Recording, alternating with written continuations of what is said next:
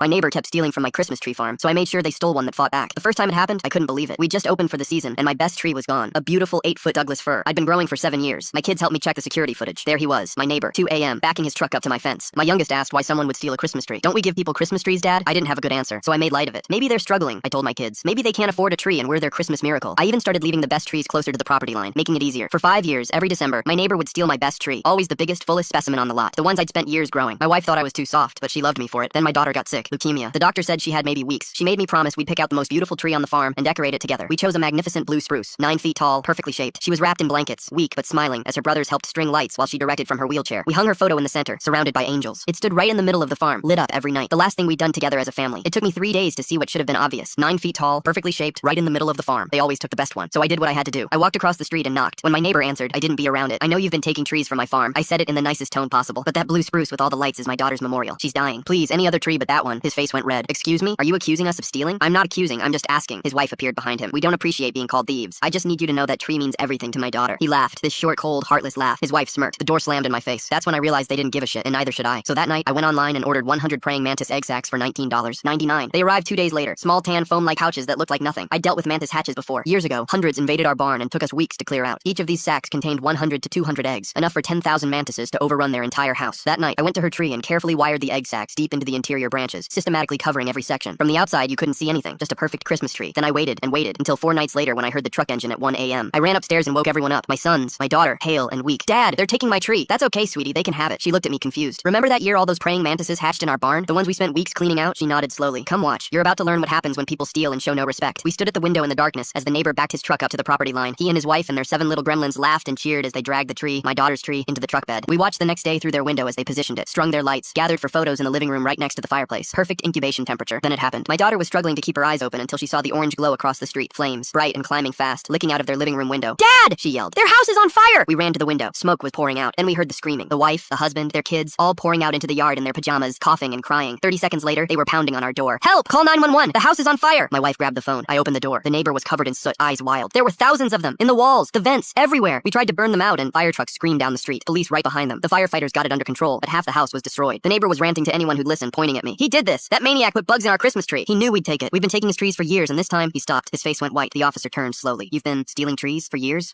No, that's not. I pulled out my phone showing 5 years of him stealing my best trees, including the video of him and his wife laughing as they dragged away my daughter's memorial. The officer watched in silence. The tree he stole, did you know it had insects? I just smiled. Officer, praying mantis egg sacs are native here. He stole it from my farm. How would I know? My daughter was next to me on the porch, watching it all. She looked at me and smiled, really smiled. Daddy, are the praying mantises gonna get in trouble? Nope, can't arrest a bug. She started laughing. My daughter passed away 2 weeks later, but she couldn't stop talking about how the praying mantises set the thieves' house on fire.